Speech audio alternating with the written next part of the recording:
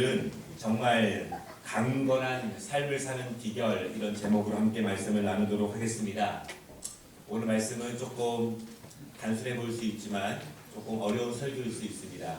집중하시고 또 함께 주목하시면서 은혜를 같이 나누었으면 좋겠습니다.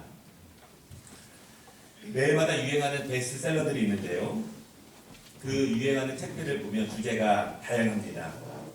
자기계발서, 또 역사에 대한 책들, 그리고 각종 상을 받은 그런 도서들이 있습니다. 베스트셀러 가운데에서 잠깐 유행하고 사라지는 책들도 있지만 오랫동안 인기가 있는 책들이 있고 또한 사람들이 계속 찾는 주제들이 있습니다. 사람들이 요즘 계속해서 찾는 책이 어떤 책인가 그 주제를 보니까 첫째는 건강에 대한 책입니다.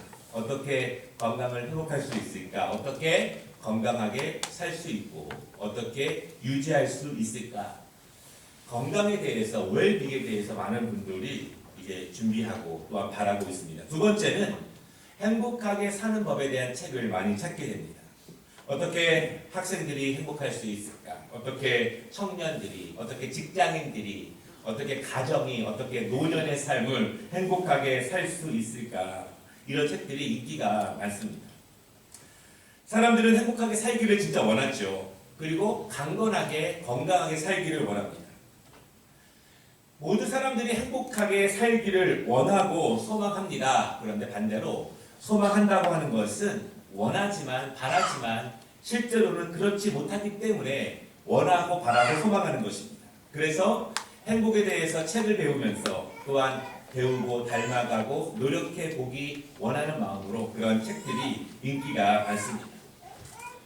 행복하고 싶은 마음, 건강하고 싶은 마음, 그것을 성경에서는 강건함, 이렇게 정의를 내립니다. 강건함. 강건하다는 것은 모든 그리스도인들의 기도의 제목입니다. 그리고 우리 그리스도인들이 이 땅을 살아가면서 하나님께 원하는 가장 강력한 기도 제목이 있다면 그것은 강건해지는 것입니다. 여러분, 그런데 그 원하는 강건함, 오늘 우리가 함께 읽은 말씀을 보면은요, 사랑하는 자여, 내 영혼이 잘됨 같이 내가 범사에 잘되고 강건하기를 내가 간구하노라, 이렇게 말씀합니다. 여러분, 이것은 하나님의 말씀이십니다. 우리가 가장 원하는 강건함에 대해서 하나님께서는 이렇게 정의를 내리시는 것입니다. 다시 말씀드리지만 우리의 인생을 주관하시는 하나님께서, 우리를 천국으로 인도하실 하나님께서, 우주 만물을 창조하신 하나님께서 우리의 강건함에 대해서 이렇게 정의를 내려주셨다라고 하는 것이죠. 우리는 그러므로 이 말씀을, 한 절밖에 안 되는 이 말씀을 신중하게 대해야 합니다. 알고 있는 말씀이기 때문에, 너무 기본적인 말씀이기 때문에 그냥 넘어가는 것이 아니라 우리가 그렇게 사모하고 원하는 강건함, 그 강건함은 하나님이 주신 이 말씀을 통해서 우리가 얻을 수 있고 누릴 수 있고 살아갈 수 있다는 믿음을 가지시기 바랍니다. 성경에는요, 귀 있는 자는 들을지어다, 이런 말씀이 자주 나옵니다. 귀가 없다는 말씀이 아니겠죠. 이 의미는 사람들이 잘 안 듣는다는 이야기예요. 들어도 진심으로 받아들이지 않는다는 것입니다. 하나님의 말씀에 대해서, 이 말씀의 능력에 대해서 말씀을 믿고 순종하고 받아들일 때 어떠한 은혜가 우리에게 실질적으로 임하는지에 대해서 많은 사람들이 원하고 바라지만, 귀는 있지만, 듣기는 하지만, 알기는 하지만 진심으로 듣지 않고 진심으로 받아들이지 않고 진심으로 순종함으로 나아가지 않기 때문에 성경은 귀 있는 자는 들을지어다, 이 말이 그렇게 자주 나옵니다.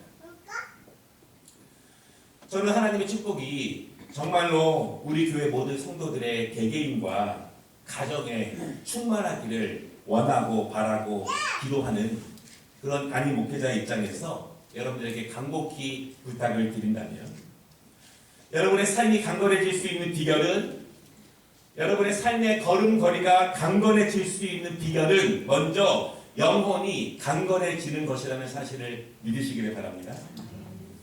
이 말씀이 하나님께서 우리를 축복으로 인도하시기 위해서 강건의 말씀으로 주신 하나님의 뜻임을 신중하게 가볍게 받지 말고 축복의 말씀으로 받으시기를 주님의 이름으로 축원합니다. 오늘 두 가지 말씀을 전할 것인데요. 첫 번째는 왜 영혼의 강건함이 먼저인가 이것입니다. 먼저 인간은 어떤 존재인가를 말씀드리고 싶습니다. 학자들은 인간에 대해서, 인간의 본질에 대해서 여러 가지로 정의를 내립니다. 인간은 사회적인 동물이다. 인간은 이성적 능력을 가지고 생각하는 존재이다. 많은 정의들이 있고 다 맞는 정의일 수 있습니다. 그러나 우리는 그리스도인들에게 가장 중요한 것은 과연 성경은 우리 자신에 대해서, 성경은 인간에 대해서 무엇이라고 말하고 있는가, 그것을 믿고 거기에 주의를 기울여야 합니다. 성경은 인간은 하나님의 창조물이라고 말씀하십니다. 하나님이 직접 만드신 하나님의 창조물이다. 우리는 이 안에서 성경이 우리 자신에 대해서 인간에게 되어 있는 세 가지 말씀을 같이 나눌 건데요. 첫째는요, 인간은 하나님의 형상으로 지음받은 존재이다. 창세기 1장에 이렇게 선포합니다. 하나님이 이르시되 우리의 형상을 따라 우리의 모양대로 우리가 사람을 만들고, 하나님이 만드셨다는 것이죠. 하나님이 자기 형상 곧 하나님의 형상대로 사람을 창조하시되 남자와 여자를 창조하시고, 하나님께서 인간을 하나님의 형상으로 만드셨다. 이것은 하나님의 본질적인 면이 사람 안에 있다는 것입니다. 물론 우리가 하나님처럼 완벽해질 수는 없습니다. 그러나 하나님의 거룩하신 품성, 하나님의 아름다운 것들, 하나님의 사랑스러운 본질들을, 그것을 하나님께서 우리 안에 부어 넣어 주시면서 사람을 만드신 것입니다. 인간은 동물과 다릅니다. 그냥 자연적으로 진화된 것이 아니라 하나님께서 하나님의 본질을 인간 안에 부어 넣어 주시면서 하나님을 닮은 모습으로 사람을 만드셨다. 이것이 우리의 본질이라는 것을 여러분 믿으시기를 바랍니다. 두 번째는요, 하나님은 세상을 다스리는 존재로 인간을 만드셨습니다. 창세기 1장을 보십시오. 하나님께서 천지를 창조하셨을 때 이 우주 만물은 혼돈했고 공허했고 흑암 가운데 있었습니다. 그 가운데 하나님은 빛을 만드시고 세상을 창조하십니다. 하나님은 혼돈을 없애십니다. 공허함을 없애십니다. 흑암을 없애시면서 이 땅을 창조하시는 거예요. 모든 혼돈함, 모든 공허함, 모든 흑암을 없애시는 것이 하나님의 뜻입니다. 하나님 이것을 없애시고 이 땅을 빛나게 채우십니다. 혼돈 대신 해와 달과 빛난 별들로 질서를 세우셨습니다. 공허함 대신 하늘의 새와 바다의 물고기와 땅 위의 식물들과 동물들로 아름답게 채우십니다. 흑암은 생명을 살릴 수 없습니다. 흑암 가운데 살아날 수 있는 것은 아무것도 없습니다. 하나님은 흑암을 없으시고 빛을 통해서 이 땅의 모든 생명들이 아름답게 자라게 하십니다. 하나님은 우리 모든 사람 안에도 마찬가지입니다. 우리 안에 있는 모든 혼돈들, 모든 공허함들, 모든 죽어가게 하는 흑암들을 없애시고 하나님은 빛으로, 아름다움으로, 생명으로 우리 인간들을 채우시기 원한다는 사실을 믿으시기를 바랍니다. 하나님은 그렇게 이 땅을 만드시고 사람을 창조하셨습니다. 그리고 창세기 1장 28절에 선포하십니다. 하나님이 그들에게 복을 주시며 하나님이 그들에게 이르시되 생육하고 번성하여 땅에 충만하라. 땅을 정복하라. 바다의 물고기와 하늘의 새와 땅에 움직이는 모든 생명을 다스리라. 이 사명을 하나님이 인간에게 주신 거예요. 사람은 존귀한 존재입니다. 하나님의 형상, 하나님의 본질이 우리 안에 있기 때문에 하나님은 우리를 귀하게 또한 아름답게 존귀하게 만드셨습니다. 그리고 하나님께서 이 땅 공허함과 혼돈과 흑암을 없애시고 채우신 모든 것들을 존귀한 인간들에게 다스리라고 이렇게 말씀하고 있습니다. 하나님의 뜻에 맞게, 창조주의 뜻에 맞게 우리에게 부어주신 그 본질적인 하나님의 성품에 합당하게 이 땅의 모든 것들을 채우라고 하나님이 말씀하십니다. 세 번째, 사람은 영적인 존재입니다. 성경에 하나님께서 다른 창조물을 만드시는 것은 간단하게 기록하고 있지만 사람을 만드시는 모습은 자세하게 기록하십니다. 창세기 2장 7절을 보니까요. 여호와 하나님의 땅에 흙으로 사람을 지으시고 생기를 그 코에 불어넣으시니 사람이 생명이 된다.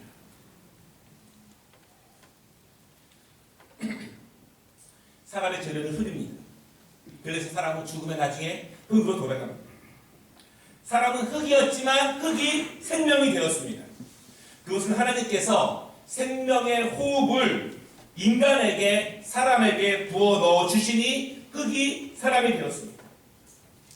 이것은 사람의 본질을 설명하는 가장 중요한 부분이에요.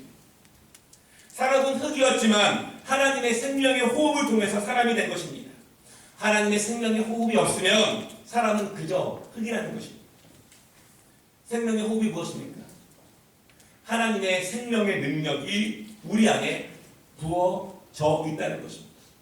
하나님의 영이 우리 안에, 인간 안에, 흙이 아닌 인간 안에 하나님의 생명으로 우리 안에 거한다는 것이 하나님의 생명의 호흡이 우리 안에 있는 것입니다. 다시 말씀드리지만 사람이 흙이 아니라 사람으로 살아갈 수 있는 것은 하나님의 생명의 호흡이 영으로서 인간에게 존재할 때에만 인간은 흙이 아니라 사람으로 살 수 있는 것입니다. 그래서 사람은 영적인 존재. 그 영은 하나님으로부터 부여받은 것이고 우리의 영은 생명의 호흡을 통해서 하나님과 연결되어 있습니다. 우리의 육신은 흙으로 만들어졌기 때문에 다시 흙으로 돌아갈 것입니다. 그러나 우리의 영은 하나님이 주신 것이기 때문에 하나님과 계속 연결되어 있습니다. 그래서 인간은 영적인 존재가 되는 거예요. 마치 어머니의 뱃속에 있는 태아가 그 생명이 어머니와 연결되어 있는 것처럼 인간의 생명, 그것은 하나님을 통해서 우리에게 영으로서 연결되어 있는 것입니다. 여러분, 인간이 이런 존재라는 것을 믿으시기를 바랍니다. 하나님의 생명의 호흡이 우리에게 부여될 때 하나님과 영으로서 연결된 영적인 존재, 그것이 성경이 말하고 있는 인간의 본질이에요. 그럼 두 번째는 왜 영혼이 강건해야 범사가 강건할 수 있는가 이것입니다. 사람은 영혼을 가진 존재이고 그 영혼이 사람을 사람되게 하고 우리의 생명을 주관하시는 하나님께로부터 왔다는 것을 말씀드렸습니다. 영혼이 강건한 것이 왜 우리의 범사, 우리의 생활, 우리의 가정의 강건함으로 연결되는가? 간단한 예를 하나 들어볼게요. 어머니 뱃속에 있는 태아는 어머니와 연결되어 있습니다. 태아의 생명은 어머니로부터 부여되었습니다. 어머니의 생명의 부분이 태아에게 부여됨으로써 태아의 생명을 만들었습니다. 그러면 태아는 어떻게 강건해질 수 있습니까? 스스로 강건해지기 위해서 무엇을 해야 합니까? 열심히 일을 하고 열심히 공부를 해야 하고 계속 돈을 벌어야 그 태아가 강건해질 수 있는가요? 그렇지 않습니다. 태아는 무엇을 해서 스스로 강건해지는 존재가 아닙니다.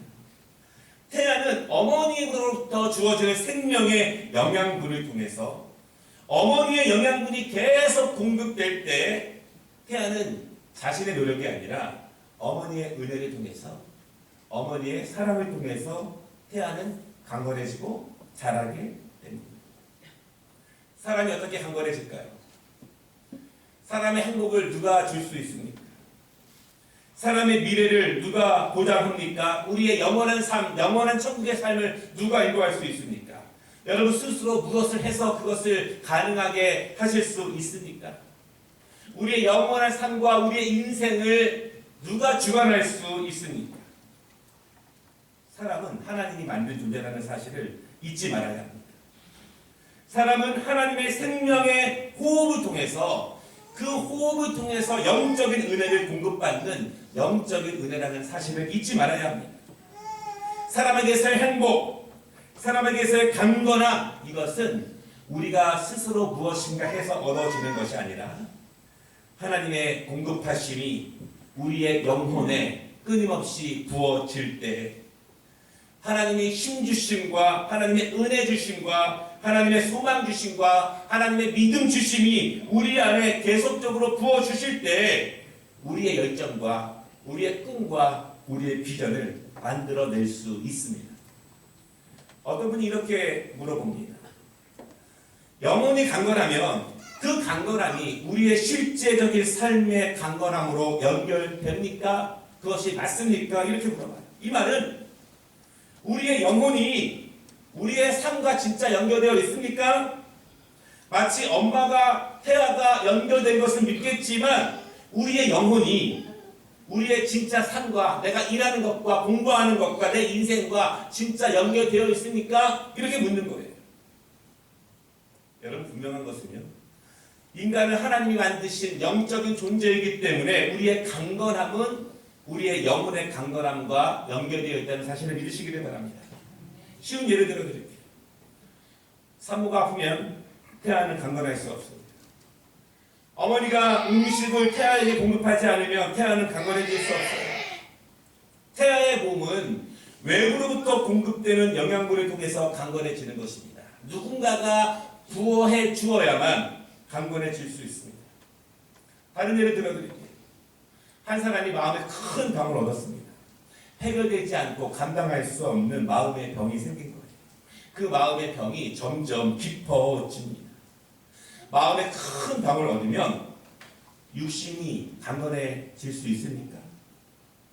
마음에 큰 병을 얻으면 육신의 건강이 강건해집니까? 마음에 큰 병이 있으면 회사의 일을 강건하게 할 수 있습니까? 안 됩니다. 마음이 아프고 마음이 괴롭고 마음의 병이 있으면 실제 우리의 삶이 강건해질 수가 없습니다. 마음의 병이 생기면 공부도 잘 안 됩니다. 마음의 병이 생기면 인생을 비관적으로 바라보게 됩니다. 꿈과 희망도 사라지게 됩니다.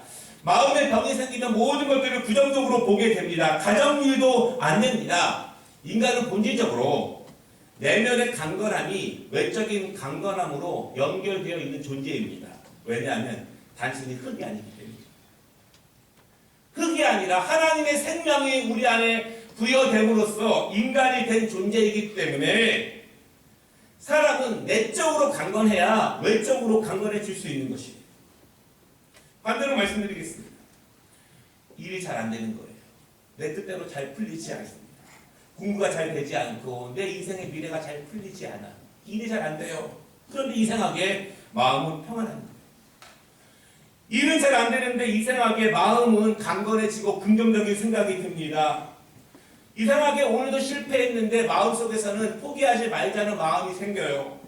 오늘도 무엇인가 안 되고 왔는데 내 마음에서는 소망이 생기고 비전이 생기고 꿈이 생기고 용기가 생기고 좌절하지 말라는 힘을 내라는 마음들이 계속 생깁니다.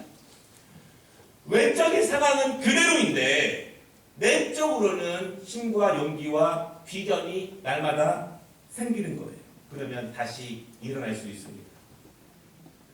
포기하고 실패하고 넘어지는 것이 중요한 것이 아니라 다시 일어날 수 있고 다시 시작할 수 있고 다시 용기를 낼 수 있는 것이 인간이에요. 인간은 단순히 흙이 아니라 하나님의 생명의 호흡이 우리 안에 부어졌기 때문에 그것을 통해서 생명이 되었기 때문에 인간은 내적으로 강건하면 육적으로 강건해질 수 있는 것이고 내적으로 허약해지면 내적으로 병이 들면 육적인 삶이 절대로 강건해질 수 없는 존재입니다.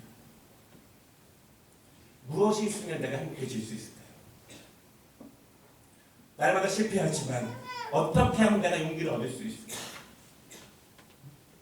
우리의 내면에, 우리의 마음에, 우리의 심령에, 우리의 영혼을 하나님이 끊임없이 날마다 힘과 용기와 꿈과 비전과 소망을 불어 넣어 주셔야 살아갈 수 있음을 여러분 믿으시기를 바랍니다. 그러면 우리의 영혼은 어떻게 강건해질 수 있을까요?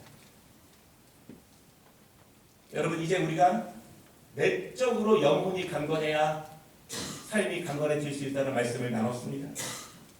그러면 하나님은 어떻게 우리에게 영적인 내적인 힘과 은혜를 공급해 주십니까? 성경에서는요 수없이 많은 우리의 영혼과 우리의 육적인 삶에 대한 말씀들이 많이 있는데요.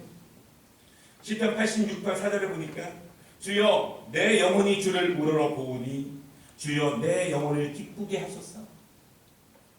영혼의 기쁨을 먼저 추구하는 기도를 보고 있습니다. 시편 94장 19절 내 속에 근심이 많을 때 주의 위안이 내 영혼을 즐겁게 하시나이다. 나의 삶에는 근심이 많지만 하나님이 내 영혼을 즐겁게 하실 때 읽을 수 있음을 고백합니다. 내 영혼에게 가까이 하사 구원하시며 내 원수로 말미암아 나를 속량하소서. 내 영혼을 지켜 나를 구원하소서. 내가 주께 피하오니 수치를 당하지 않게 하소서.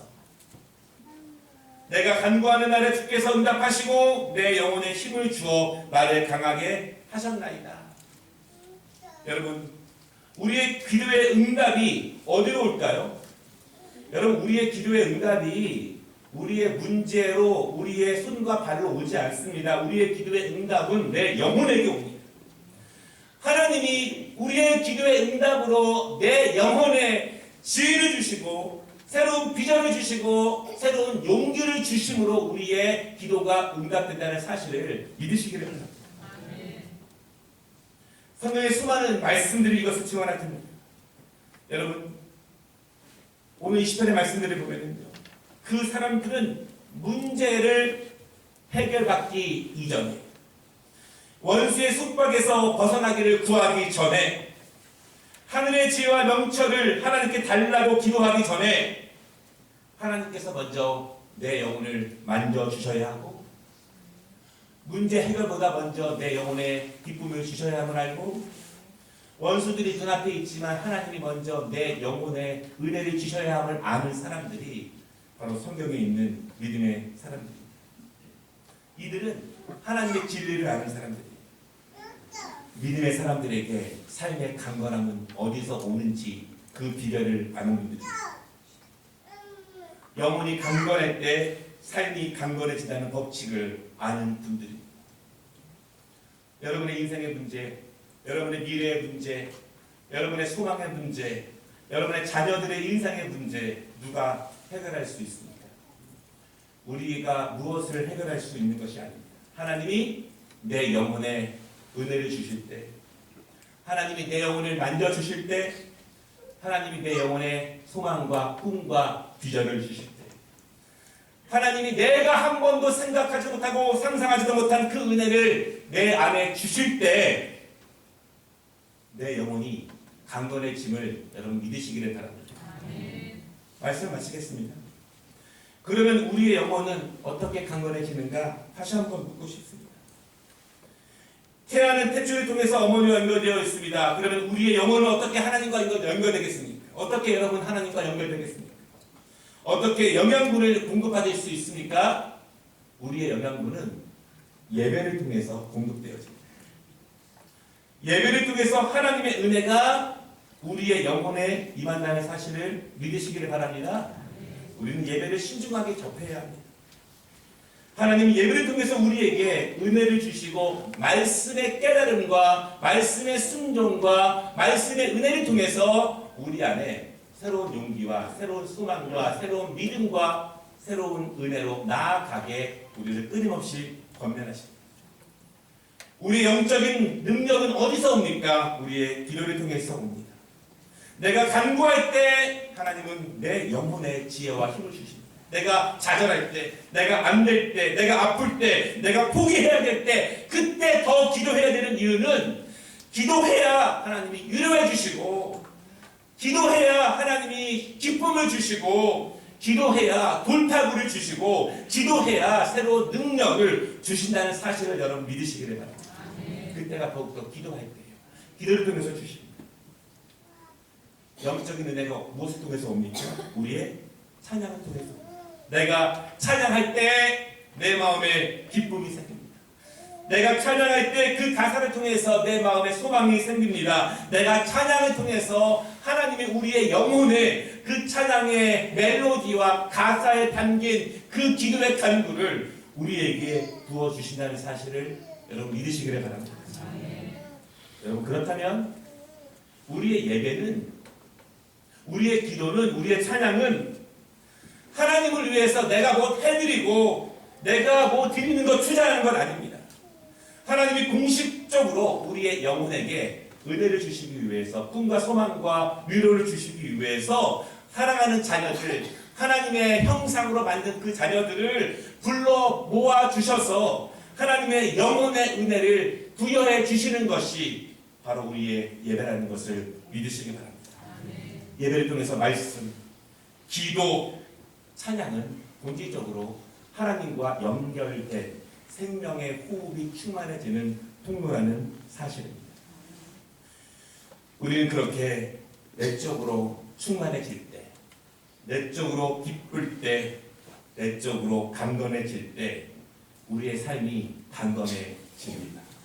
사랑하는 여러분, 얼마나 분주하십니까? 얼마나 걱정과 근심이 많으십니까? 내가 무엇을 한다고 해서 그것이 해결되는 것이 아닙니다.